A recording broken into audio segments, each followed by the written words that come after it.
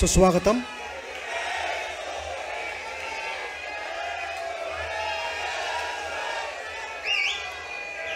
सर्व महाराष्ट्र सैनिक व माध्यम प्रतिनिधी यांचे मनपूर्वक स्वागत। प्रथेप्रमाणे मी आदरणीय राजसाहेब ठाकरे यांना विनंती करतो की त्यांनी शिवप्रतिमेला पुष्पहार अर्पण करून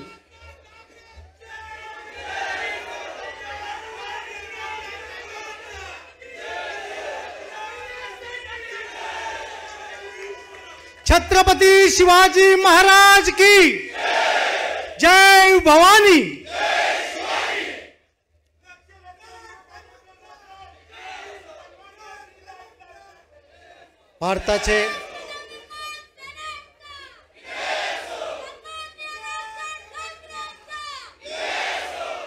भारताचे माजी संरक्षण मंत्री मनोहर पर्रिकर यांचं कालच निधन झालेलं आहे। त्याबरोबरच टाइम्स ऑफ इंडिया जवळील एक पादचारी पूल कोसळून मुंबईतील 6 नागरिक मरण पावलेले आहेत। त्यांच्या आत्म्यास शांती मिळावी म्हणून आपण सर्वजण 2 मिनिटे स्तब्ध उभे राहून त्यांना श्रद्धांजली वाहूया।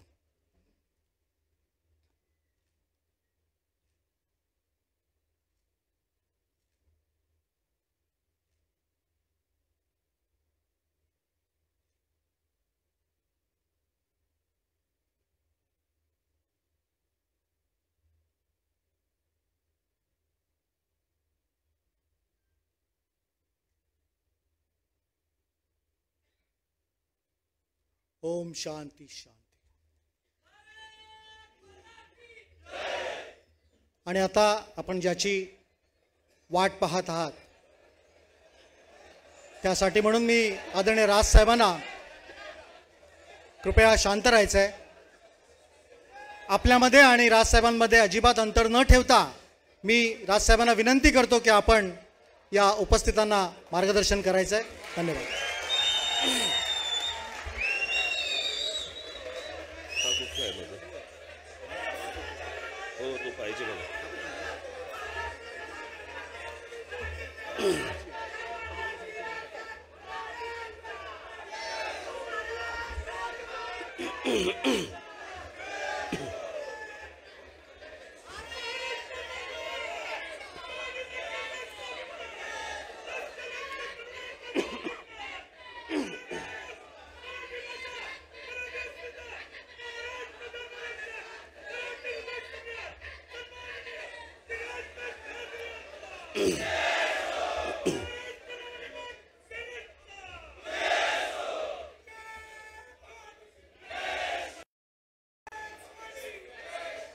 जमलेल्या माझ्या सर्व पदाधिकारी बांधवांनो, भगिनींनो,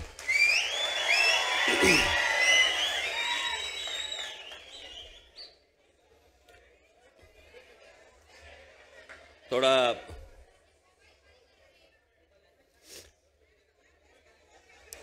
आवाज खराब असल्यामुळे मध्ये जर समजा खोकल्याची ढास लागली तर माफ करा।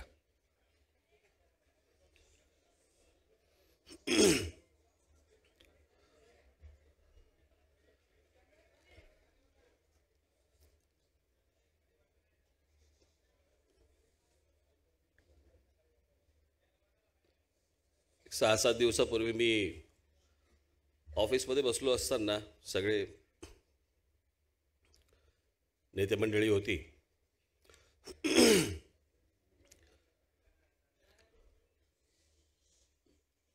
मी म्हटलं मला लोकसभेचा निर्णय जाहीर करायचा आहे। तो मला असं वाटतं त्याशी मी केला आणि म्हटलं बाकीच्या गोष्टी जरा म्हटलं त्यांच्याशी मला बोलायच्या तर कधी बोलायच्या। म्हटलं मंगळवारी बोलू आपण। कोणतरी मला म्हणालं मंगळवारी 19 मार्च आहे। 13 वर्षापूर्वी आपण जेव्हा पक्ष स्थापन केला त्याची पहिली सभा 19 मार्चला झाली होती।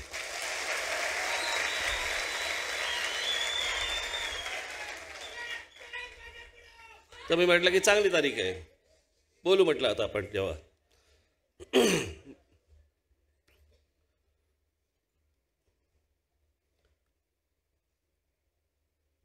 म्हणून मी आज तुमच्याशी जरा सविस्तर आणि थोडंसं मोकळेपणाने बोलायला आलोय.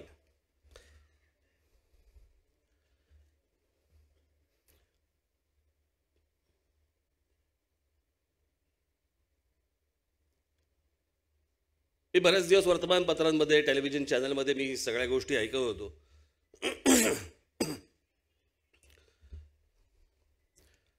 2 जागा मागितल्यात, 3 जागा मागितलेत, ईशान्य मुंबईतनं लढणार, बहुधा नाशिकमधनं लढणार. पत्रकारच ठरवतात. बरं, गेल्या कित्येक दिवसांमध्ये मी त्यांना भेटलो पण नाहीये, पण त्यांना असं वाटतं की बाबा आपण काहीतरी लिहिलं की हा पटकन काहीतरी बोलेल आपल्याशी.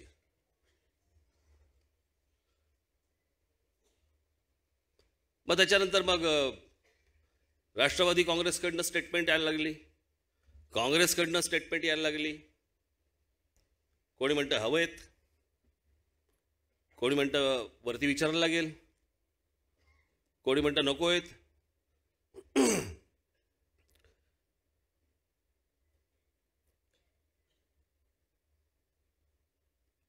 तुम्हाला गेल्या वर्षीचा आपला गुढीपाडवा मेळावा आठवतोय? आणि त्या गुढीपाडवा मेळाव्यामध्ये मी असं सांगितलं होतं की देशातल्या सर्व विरोधी पक्षांनी एकत्र येऊन या नरेंद्र मोदींच्या विरोधामध्ये एक ठोस भूमिका घेणं गरजेचं आहे. हे मोदी आणि शहा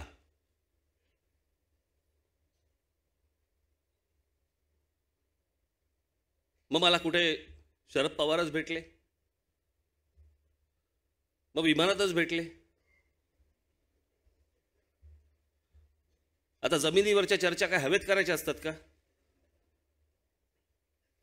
त्या दिवशी मी औरंगाबादला, तेही औरंगाबादला,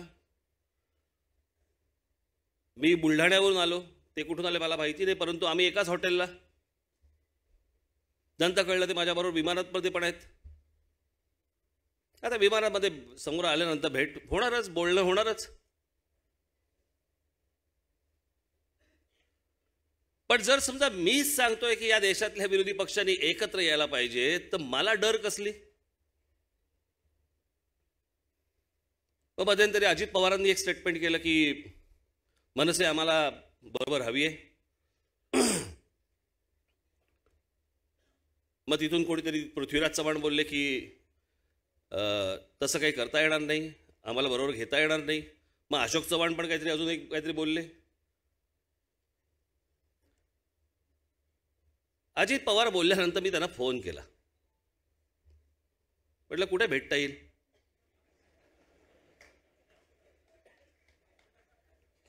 मग आमची भेट ठरली. मी त्यांना पहिला प्रश्न विचारला, म्हटलं मी तुमच्याकडे जागा मागितली आहे, आमच्यापैकी तुमच्याशी कोणी बोललंय की आम्हाला युती करायची आहे असं कोणी बोललंय? ते बोलले नाही. मग नंतर एके दिवशी मला अशोक चव्हाणांचा फोन आला, आपल्याला भेटलं पाहिजे.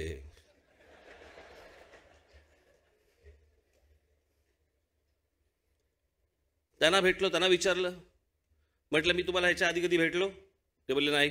म्हटलं मी तुमच्याकडे सीट मागितली? ते बोलले नाही. मी म्हटलं युतीचा प्रस्ताव ठेवला? म्हटलं नाही. बाहेर काय बोलताय? पत्रकार वाटेल ते प्रश्न विचारतील आणि म्हटलं तुम्ही काय वाटेल ते बोलता, माझ्याशी न बोलता.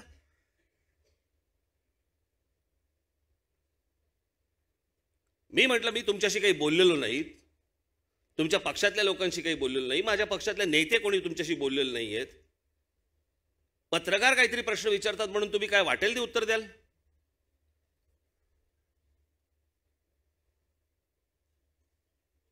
आणि मी तेव्हाही त्यांना सांगितलं होतं मला लोकसभा निवडणूक लढवण्यात इच्छा नाही, पण मी जे करीन ते तुमच्या फायद्याचं असेल.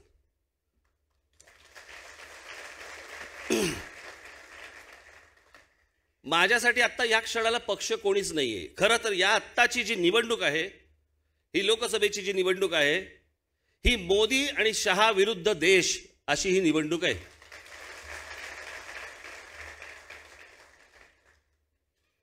आता कोण काँग्रेसचा आहे आणि कोण एनसीपीचा आहे आणि कोण कोणाचा आहे मला ह्याच्याशी कर्तव्यच नाहीये. मी त्याच वेळेला गुढीपाडव्याच्या सभेमध्ये सांगितलं होतं की मोदी मुक्त भारत हा झाला पाहिजे आणि त्याच्यासाठी सर्वांनी एकत्र येण्याची गरज आहे, आवश्यकता आहे.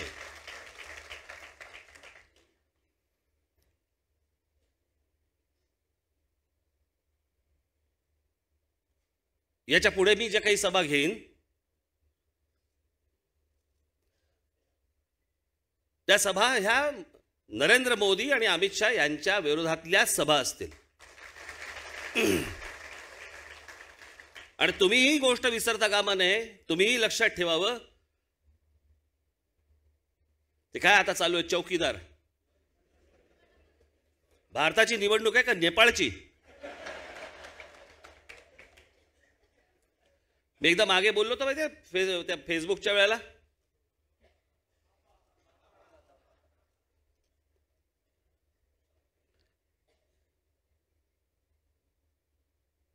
इतका छोटा विचार एखाद्या पंतप्रधानाचा असू शकतो ना, तो माणूस का असेल? पंतप्रधानाचा विचार हा मोठा असला पाहिजे, देशाला मोठं करण्यासाठीचा असला पाहिजे. मी कोण? चौकीदार.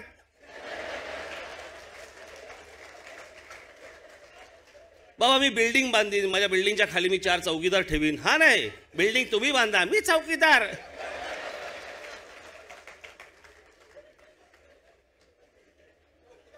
इतका छोटा विचार. परंतु एक गोष्ट तुम्हाला सांगतो, सर्वांनाच सांगतोय, या चौकीदारच्या भानगडीत पडू नका तुम्ही. हे जे कॅम्पेन आहे ना, हा फास आहे, हा ट्रॅप आहे. त्यांनी जे 4.5-5 वर्षामध्ये जे वाट लावून ठेवली नाही या देशाची, त्याच्याकडनं दुर्लक्ष करण्यासाठी म्हणून हे सगळं नाटक सुरू आहे की तुम्ही त्याच्यातच गुंतून पडाल, चौकीदार चौकीदार चौकीदार करत. याच्यात पडू नका. तुम्हालाही सांगतो आणि इतरांनाही सांगतोय.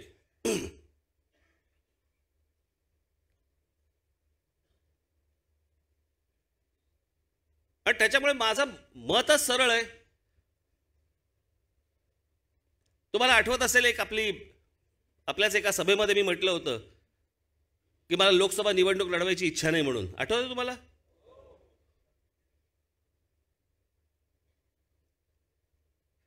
आता जे काही मी ह्याच्या पुढे बोलीन, ह्याच्या पुढे जी काही भाषणं करीन, याच्या पुढे तुम्हीही जे काही करायचंय ते भारतीय जनता पक्षाच्या विरोधात करायचंय, मोदींच्या विरोधात करायचंय. हेच तुमचं काम, हेच पक्षाचं काम. महाराष्ट्र नवनिर्माण सेनेच्या मतदारांना पण मी हे सांगेन की देश आता या क्षणाला खूप मोठ्या एका संकटामध्ये आहे, एका माणसाच्या संकटामध्ये आहे. ते संकट या देशावरनं दूर होणं हे सगळ्यात महत्वाचं आहे.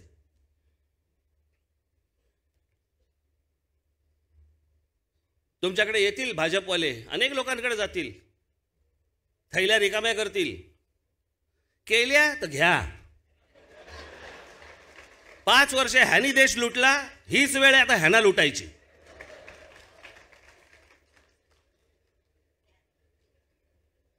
आदेश नाही. त्यांच्या आपल्या ऑफिसच्या भोवती घुंगुण घुंगुण घुंगुण घुंगुण घुंगुण फिरत बसायला तर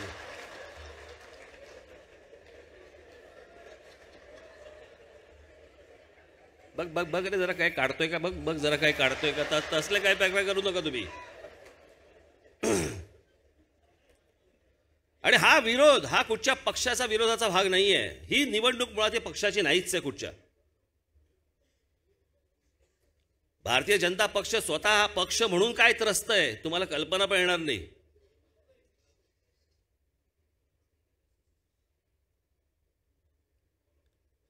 त्यांच्यातले अनेक लोक माझ्याशी बोलत असतात.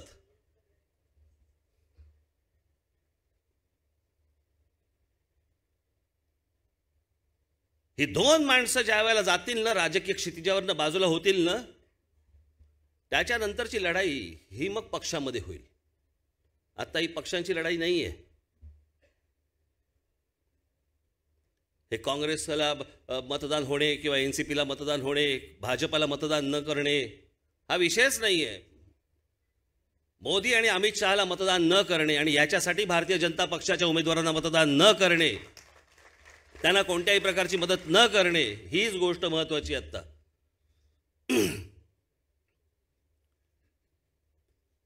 मागच्या वेळेला मी जेव्हा तुमच्यासमोर भाषण केलं, इथून निघाल्यानंतर माझ्या लक्षात आलं एक 2-3 मुद्दे राहिले.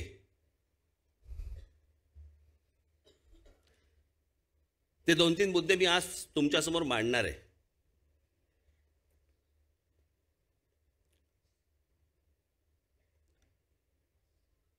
एक अमेरिकन बाई आहेत ना, त्या ब्रिटिश बाई आहेत. त्यांनी बीबीसीला एक लेख लिहिलेला आहे आणि तो लेख त्यांनी जेव्हा लिहिला त्याचा फक्त शीर्षक बघा, कारण त्यातल्या स्कॉलर आहेत, त्या विषयामधल्या स्कॉलर आहेत त्या. आणि त्यांनी बीबीसीला लिहिलेल्या त्या लेखाचं शीर्षक आणि तो लेख एकदा वाचा तुम्ही, मग तुम्हाला कळेल मी काय म्हणतोय ते. जरा दाखव रे, वाचा. मोदी पुन्हा निवडून यावेत ही पाकिस्तानी लष्कराची इच्छा.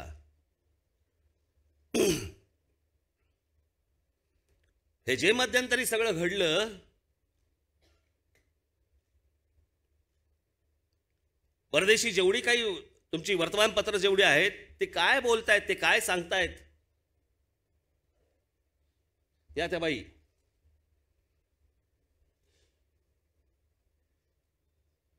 हे तुमच्या नेटवरती आहे, आपण जरूर वाचा.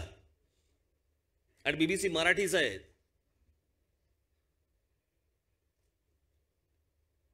मी तुम्हाला मागच्या वेळेला सांगितलं होतं, आठवतंय की खोटे फोटो टाकले जात आहेत म्हणून सांगितलं होतं, आठवतंय तुम्हाला? खोटे फोटो टाकले जात आहेत. ते खोटे फोटो मी मला सांगितलं होतं ना की अगोदरचा फोटो हा नंतरचा म्हणून दाखवला आणि नंतरचा फोटो हा अगोदरचा म्हणून दाखवलेला आहे. आठवतोय तुम्हाला? दाखव रे. हा अगोदरचा फोटो, कन्स्ट्रक्शन चालू आहे आणि हे कन्स्ट्रक्शन झाल्यानंतर. आणि दाखवत आहेत काय, बिफोर अटॅक आणि आफ्टर अटॅक.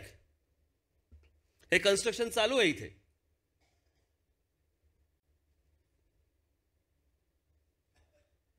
हे इतकं खोटं तुमच्यासमोर ह्या सगळ्या गोष्टी मांडायचा प्रयत्न करतायत.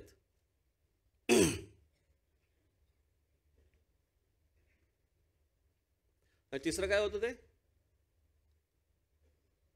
हे बघा. या सरकारने आरबीआय कडनं 3 लाख कोटी रुपये मागितले.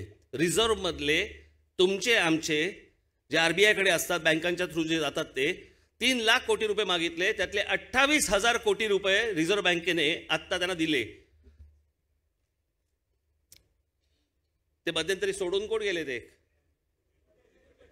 उर्जित पटेल. ते हीच गोष्ट मान्य करायला तयार नव्हते आणि त्याच्यामुळे त्यांनी राजीनामा देऊन ते मोकळे झाले की मला नाही जमणार हे. 3 लाख कोटी रुपये रिझर्व्ह बँकेकडनं मागायचे, त्यातले आता 28,000 कोटी रुपये रिझर्व्ह बँकेने त्यांना दिली आहेत. माझा मूळ मुद्दा पुढे आहे. हे जे वातावरण तुमच्या समोर उभं केलं की पाकिस्तान बरोबर युद्ध करायचे, होते कुठे पैसे? युद्ध करायला पैसे लागतात. जर सरकारकडे पैसेच नाही आहेत आणि सरकार जर समजा रिझर्व्ह बँकेकडे भिका मागतंय, तर युद्ध करणार होते कुठून? हा जो सगळा बागुलबुवा जो तुमच्या समोर उभा केला, आता कोणी त्याच्यावरती त्या पुलवामा वरती कोणी बोलायला तयार नाही. आता त्या एअर स्ट्राईक वरती कोणी बोलायला तयार नाहीये. सगळ्या बातम्या गेल्या. कारण त्यांच्या असं लक्षात आलं, भाजपवाल्यांच्या, खास करून मोदींच्या, की हे पुलवामा करून आणि एअर स्ट्राईकचं करून आपल्याला मतं मिळणार नाहीत. त्याच्यामुळे लगेच सगळ्या बातम्या बंद. त्याविषयी मी किती विषय काढले. मी आज तुमच्याशी थोडक्यातच बोलणार आहे. मी काय फार लंबचौडं भाषण नाही करणार आहे. लंबचौडं भाषण आहे 6 तारखेला, गुढीपाडव्याला.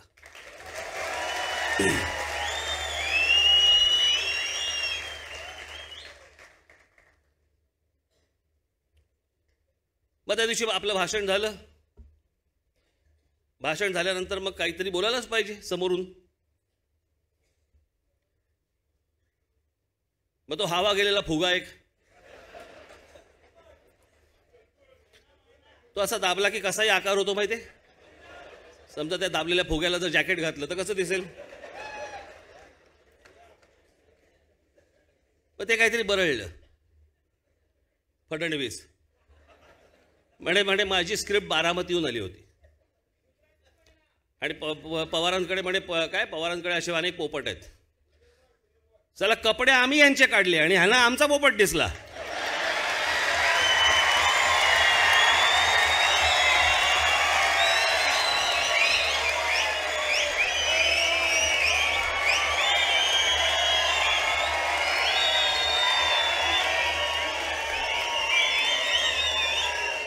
मला काही कळतच नाही.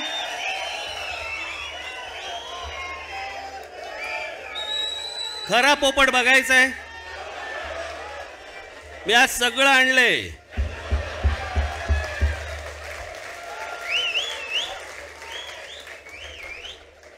मी ज्या वेळेला गुजरातला गेलो होतो आणि गुजरातला गेल्यानंतर मला तिथे, कारण हे साधारणपणे मला 14 नंतर मला या गोष्टी समजायला लागल्या की माझ्या समोर जे चित्र उभं केलं गेलं हे खोटं चित्र उभं केलं गेलं. कारण मी जिथे जायचो तिथे माझ्याबरोबर तिकडचे ते IAS अधिकारी, तिकडचे IPS अधिकारी आणि ते सगळे माझ्याबरोबर असायचे आणि मग ते एक फीड करायचे. बरं, ते सगळं अख्खं ते गुजरातच्या सगळ्या गोष्टी पाहत असताना मला असं वाटलं, कारण मी का पाहायला गेलो, कारण रतन टाटा बोलले होते. पण म्हटलं काय काय केलं एकदा तरी बघू. तिकडून गुजरातमधून निघतानाची माझी शेवटची पत्रकार परिषद आहे गुजरातमधली. कदाचित यूट्यूबवरती असेल, मला माहिती नाही. परंतु त्या पत्रकार परिषदेमध्ये मी सांगितलं होतं की हे सगळं बघितलं, सगळं ठीक आहे, परंतु आजही इंडस्ट्री आणि सगळ्या दृष्टिकोनातनं सगळ्या बाबतीत महाराष्ट्र हा 1 नंबरलाच आहे.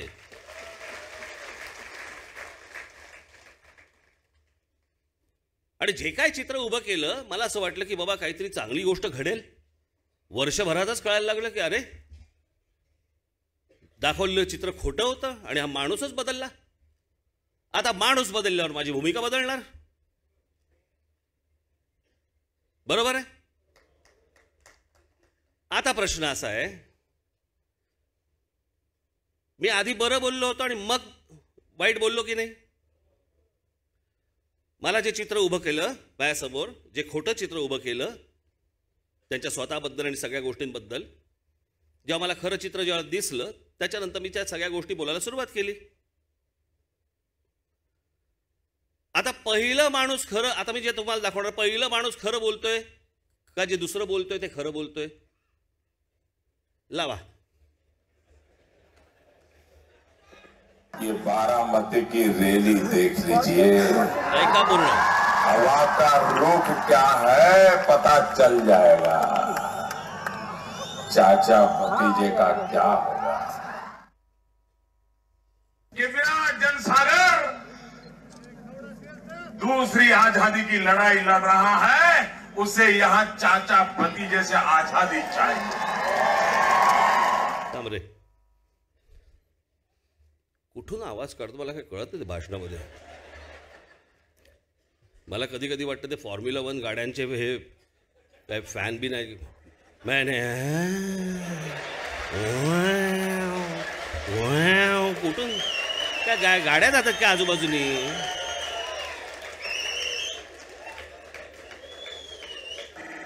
मैंने उनको असं बोलतं का कोण.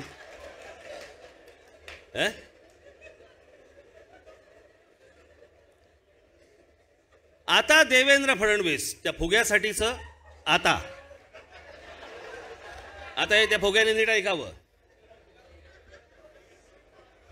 दुख तो इस बात का है त्याच्यानंतरच आता हे क्रिकेट के संबंध में तो आए दिन बयान देने के लिए उनको फुर्सत है, लेकिन मरते हुए किसान के लिए चिंता करने के लिए उनको फुर्सत नहीं है.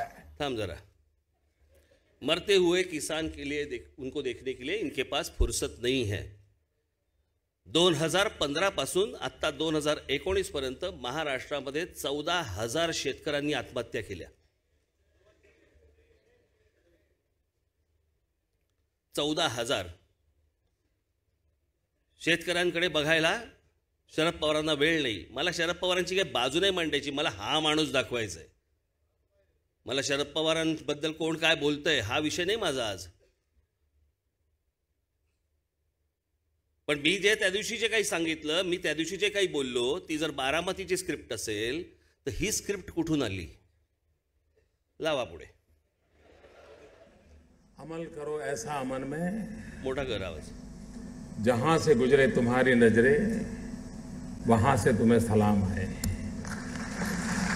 ऐका, आज शरद राव जी का जीवन देखते हुए लगता है कि जहां भी उनकी नजर गुजरेगी सब दूर से उनको सलाम आएगी. संपलं शरद नाही. राव रचनात्मक कामों की कोख से पैदा हुए राजनेता है. अधिकतम उनका समय रचनात्मक कार्यों में लगा हुआ है. आज भी कोई बारामती जाकर के देखेगा तो चारों तरफ कुछ न कुछ रचनात्मक गतिविधियों में शरद परिवार की महक आएगी.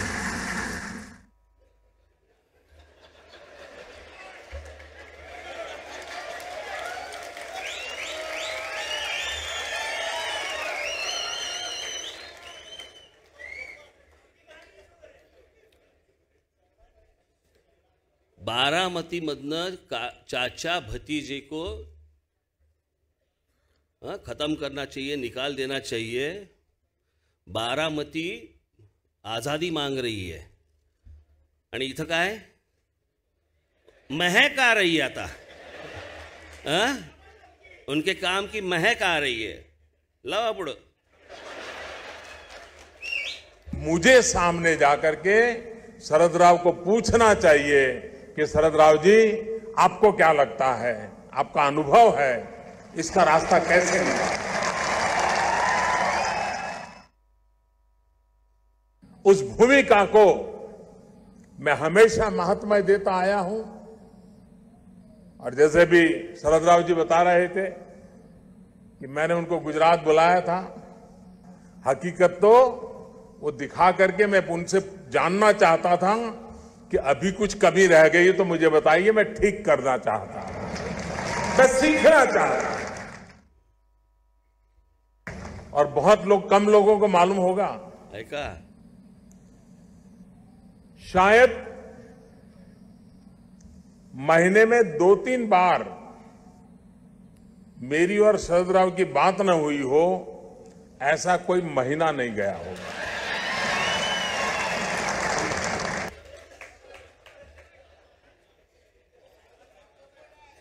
काय करायचं सांगायचं.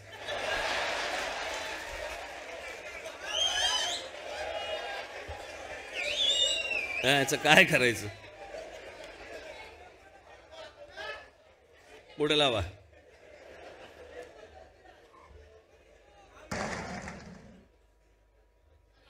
राज्य सरकार में मेरी कठिनाइयां बहुत रहती थी. भारत सरकार से परेशानियां होती रहती थी. तो मैं फिर शरद राव को बीच में डालता था और वे भी दलगत राजनीति से ऊपर उठ करके केंद्र सरकार का राज्य से कैसा रवैया होना चाहिए उसकी उत्तम भूमिका अदा करते थे. और मैं आज बारामती में उनके उस योगदान के लिए सार्वजनिक रूप से अभिनंदन करना चाहता हूं.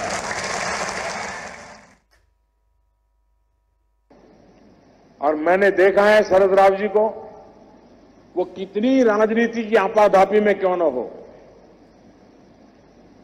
दिन में कितने ही राजनीतिक उठापटक के दबाव के नीचे क्यों न हो, लेकिन अगर किसान की बात आ जाए, खेती की बात आ जाए, तो तुरंत एक्टिव होकर के उस काम को हाथ में ले लेते हैं. इतना उनका डेडिकेशन, उनका इस डेडिकेशन को मैंने देखा है. और इस फरवरी में सार्वजनिक जीवन में 50 वर्ष जनप्रतिनिधि का उनका समय हो रहा है. मैं अभी से बधाई देता हूं. 50 साल तक विदाउट ब्रेक जनप्रतिनिधि के रूप में चुन करके आना, चुनाव जो लड़ते हैं, जीतते, उनको पूरा पता है कि किस प्रकार से जिंदगी जीनी पड़ती है. शरद राव जी ने जी करके दिखाया है. और एक बहुत उत्तम उदाहरण सभी सार्वजनिक जीवन के लोगों के लिए एक उत्तम उदाहरण उन्होंने प्रस्तुत किया है। शरद राव का एमएलए और एमपी वाला मामला है, अपने आप में बड़ी विरासत है, सार्वजनिक जीवन की एक बहुत बड़ी पूंजी है, बहुत बड़ी विरासत है। मैं व्यक्तिगत रूप से शरद राव का अत्यंत आदर करने वाले व्यक्तियों में से रहा हूं। मैं गुजरात का मुख्यमंत्री था, वो हमेशा मुझे उंगली पकड़ करके चलाने में मेरी काफी मदद करते रहे हैं और ये बात सार्वजनिक रूप से स्वीकारने में मैं गर्व अनुभव करता हूं। गर्व झालं, ही माणसं आहेत, हे माझ्यावर बोलतायत.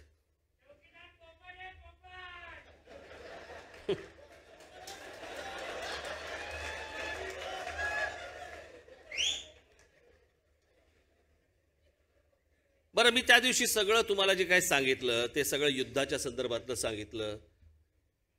आमचे फडणवीस तेवढं सोडून त्याची उत्तर द्यायला तयार नाही कोणी. मी जे प्रश्न विचारले त्या प्रश्नांची उत्तर द्यायला कोणी तयार नाहीये. आमचे एक मित्र आहेत, त्यांची एक भाची होती, लहान होती जेव्हा, ती अशी लोक आले की विचारायची, एकदम लहान अशी असताना ती फ म्हण फ, समोरचा माणूस म्हणायचा फ, तुझी आई गेली घाबरून पडून. आता काही संबंध आहे का एकमेकांचा कशाचा कशाला?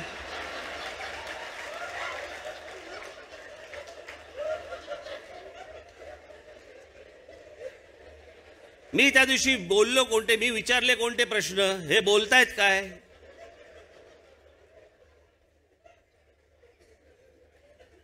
मी जे विचारतोय, हा देश जे प्रश्न विचारतोय, याची उत्तर यांच्याकडे नाहीत. गेल्या 5 वर्षामध्ये या लोकांनी या देशाची वाट लावली आणि याची उत्तरं द्यायला लागू नयेत म्हणून हे नवीन गिमिक्स आणतायत. हे चौकीदार बिकवीदार जे आहे ना चालू, हे नवीन गिमिक्स आहेत की ज्याच्यामध्ये तुम्ही अडकून पडा, ज्याच्यामध्ये तुम्ही प्रश्न विचारू नका यांना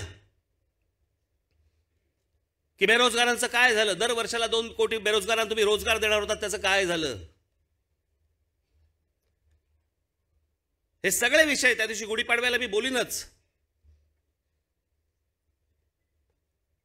इतका खोटा पंतप्रधान मी माझ्या आयुष्यात आजपर्यंत कधी बघितलेला नाही. इतका खोटा.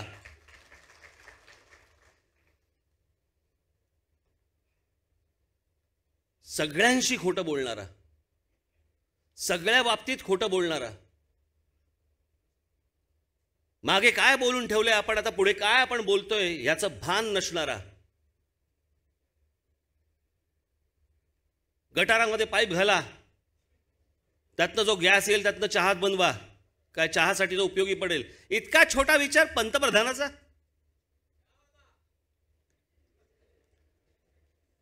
काय केलं 4-4.5 वर्ष? काय केलं? पंडित जवाहरलाल नेहरूंना शिव्या घालायच्या, इंदिरा गांधींना शिव्या घालायच्या. काय वेळ आली? आम्ही तुम्हाला शिव्या द्यायची वेळ आली. त्या दिवशी मी इथून जाताना मला एकाने फार फोन करून मला सांगितलं, त्यांनी मला सांगितलं हे नेहरू वाईट आणि वल्लभभाई पटेल चांगले. ते चांगले होतेच, पण नेहरू वाईट. पण त्या वल्लभभाई पटेलांचा पुतळा जिकडे उभा केला त्या सरदार सरोवरला, ते जे सरदार सरोवर जिकडे गुजरातमध्ये आहे, त्या सरदार सरोवराचं भूमिपूजन कोणी केलंय? पंडित जवाहरलाल नेहरूंनी केलंय.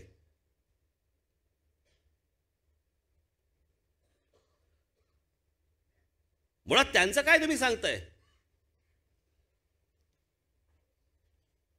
हा जो शब्द आहे ना प्रधान, काय तो प्रधान सेवक ना, प्रधान सेवक, हा शब्द मुळात कोणाचा आहे? हा शब्द मुळात आहे पंडित जवाहरलाल नेहरूंचा. त्यांचं जे स्मृती भवन आहे त्या स्मृती भवनामध्ये एक तस्वीर आहे, त्या तस्वीरीवरती त्यांचं एक वाक्य लिहिलं आहे की या देशातल्या लोकांनी मला पंतप्रधान म्हणून बोलू नये, प्रधानमंत्री म्हणून बोलू नये, त्यांनी मला या देशाचा प्रथम सेवक म्हणून समजावं. असं नेहरूंचं वाक्य आहे.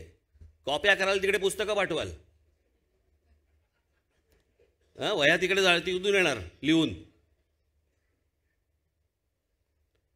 आणि म्हणून मला असं वाटतंय ना की एक नवीन सुरुवात या देशाची होणं गरजेचं आहे आणि याच्यासाठी ही दोन माणसं बाजूला होणं, या राजकीय पटलावरनं बाजूला होणं हे अत्यंत महत्त्वाचं आहे, गरजेचं आहे. आज तुमच्या कोण परिचयाचा, कुठच्या पक्षातला आणि कोण कुठचा तुमचा नातेवाईक आहे हे महत्त्वाचं नाही आहे. हे आज देश धोक्यात आहे आणि आज देश धोक्यात असताना तुम्हाला मी जे आत्ता सांगितलेलं आहे की यांच्या विरोधातच तुम्ही उतरलं गेलं पाहिजे. यांच्या जे काही प्रचार करायचा आहे तो यांच्या विरोधातच झाला पाहिजे. त्याचा फायदा व्हायचा त्यांना होऊन जाऊन देत. आपल्याला आत्ता या क्षणाला काही फरक पडत नाही आहे. तुम्ही सगळेजण विधानसभेच्या तयारीला लागा, एवढंच फक्त मी आज तुम्हाला इथे सांगण्यासाठी म्हणून आलेलो आहे. कारण ही काय माणसं अशी सुधारणार नाहीत. त्याच्यामुळे तुम्हाला जेव्हा विचारलं जाईल तेव्हा तुम्ही ह्याच गोष्टींची उत्तर द्यायची आहेत. हे सगळं बाहेर काढा. मी तुम्हाला सगळ्या गोष्टी नीट पुन्हा एकदा समजावून गुढीपाडव्याला सांगीन, सविस्तर सगळ्या गोष्टी समजून सांगीन.